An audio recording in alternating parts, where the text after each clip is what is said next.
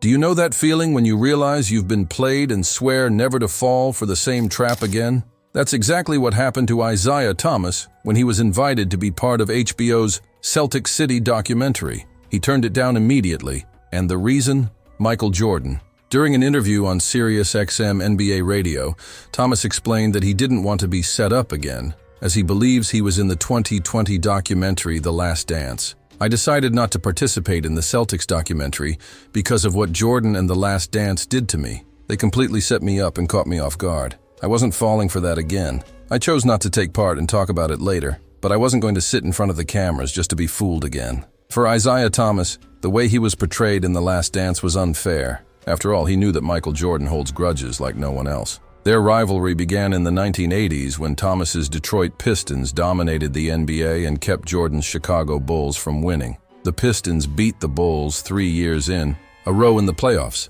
1988, 1989, and 1990, using the infamous Jordan Rule strategy, which basically meant knocking MJ down every time he drove into the paint. But in 1991, Jordan finally got his revenge, sweeping the Pistons in the Eastern Conference Finals. The problem? In that game, Thomas and his teammates walked off the court without shaking hands with the Bulls, something Jordan never forgave. So when The Last Dance was released, Thomas wasn't surprised to see himself portrayed as the villain.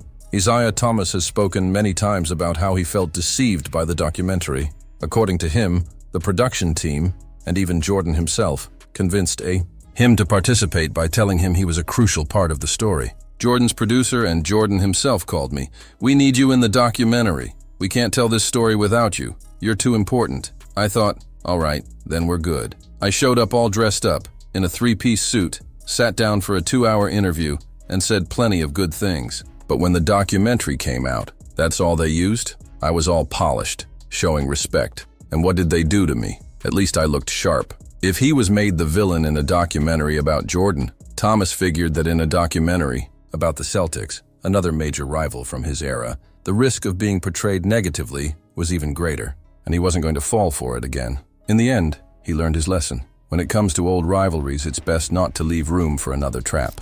What if I told you the Knicks might benefit from dropping in the standings? Sounds strange, right? But it actually makes sense. The Knicks can avoid the Celtics in the playoffs by dropping to the 4th seed with Jalen Brunson injured and sidelined. For a while, the big question is, can the New York Knicks maintain their momentum in the Eastern Conference? Their schedule eases up a bit in the coming weeks, but slipping from the 3rd seed isn't out of the question. And you know what that could mean? An easier path in the playoffs. If they stay in 3rd, the Knicks would face the Celtics in the E. Second round right now, the Knicks hold a 4-game lead over the Milwaukee Bucks for the 3rd seed, with 19 games left in the season. If the playoffs started today, they'd face the 6th-seeded Detroit Pistons in the 1st round. Now, let's assume the Knicks make it past the 1st round. They would then face the winner of the 2v7 matchup.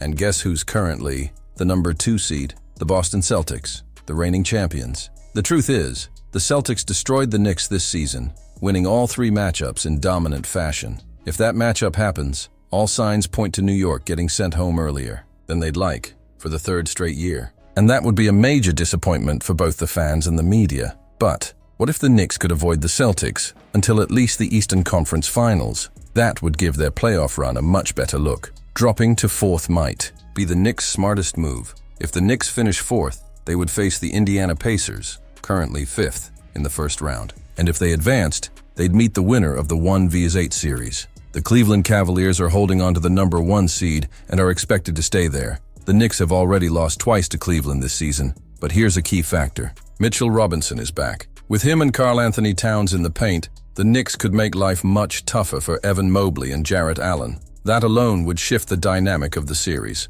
Plus, the Knicks have beaten Cleveland in the playoffs before. In 2023, they eliminated the Cavs in 5 games. Sure, it was a different roster, but that memory could fuel their confidence. In the end, dropping might actually be a win. It's going to be a tough stretch without Jalen Brunson, but slipping in the standings could actually be a strategic move. If it means avoiding an early clash with the Boston Celtics, maybe, just maybe, the Knicks could pull off a surprise playoff run. So, should they intentionally lose games to dodge the Celtics, or would that just be a bad look?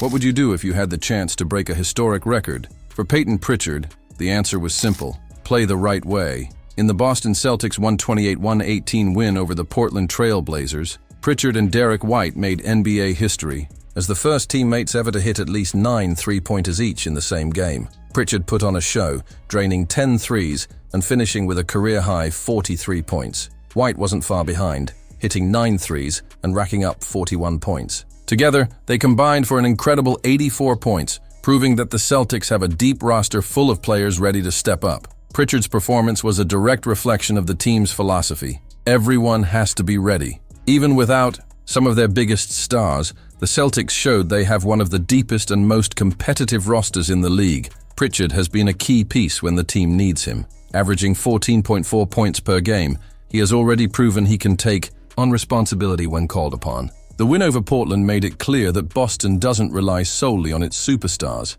Any player can shine when needed. He knew he could have pushed for the Celtics' all-time record for most threes in a game, but he chose not to force it. I didn't even realize I'd made 10 threes, but I wouldn't have forced it anyway. I think that disrespects the game, disrespects my teammates. But if it had happened naturally, within our rhythm, then yeah, that would have been the right way to break that record. That quote perfectly sums up what kind of player Pritchard is. Humble, team-oriented, and committed to playing the right way. He could have chased individual glory, but he chose to respect the game and his teammates. In a league where many players try to pad their stats, that mindset is rare. With performances like this, the Celtics are making one thing clear. This team isn't just about its stars. When the moment calls for it, players like Pritchard and White are more than ready to take over. So, what do you think of Pritchard's decision? Did he do the right thing by not chasing the record, or should he have gone for even more points? That's exactly what happened to the Boston Celtics in their win against the Los Angeles Lakers. After missing 4 games, Jrue Holiday returned and immediately reminded everyone just how essential he is to this team. With a broken finger on his shooting hand, many thought he would be out longer, but he found a way to play with a protective brace and still help the Celtics take down their biggest rival. This game already had a special energy. Celtics versus Lakers is always a classic, especially now that Luka Doncic is in Los Angeles. But for Holiday, this matchup meant even more. Born and raised in LA, a former UCLA player, he grew up understanding the deep rivalry between these teams. There was no way he was missing this one. If you only looked at his numbers, you might think he had a quiet night. 7 points, 5 rebounds, 1 assist. But anyone who watched the game knows he did much more than that. Holiday is the kind of player who makes everything work. He anchors the defense, orchestrates the offense, and does the little things that help Boston win. He grabbed 4 offensive rebounds, securing extra possessions in a game where every trip down the court mattered. And when the game got intense, he showed up when it mattered most. With just over 2 minutes left, the Celtics were up by only 7 points when Jaylen Brown missed a three-pointer. Derek White hustled to save the possession and found Holiday, who instantly drew the attention of the Lakers' defense, leaving Jason Tatum wide open for a dagger 3. After the game, Tatum didn't hold back his praise. "We just competed. But we missed Jrue. We're a completely different team when he's playing. He does so many things that don't show up on the stat sheet. We're much better with him." And inside the locker room, Tatum made sure to tell Holiday directly, "What a game, man. What you did on both ends of the floor, those offensive rebounds, that gave us life. Good to have you back." There's no doubt Holiday is crucial for the Celtics, but one concern remains. Can he stay healthy until the playoffs? Besides the finger injury, he's been dealing with a shoulder issue throughout the season. If Boston wants to chase another title, they need him at full strength. The good news? He wasn't listed on the latest injury report, a great sign that he can keep helping the Celtics fight for the top seed.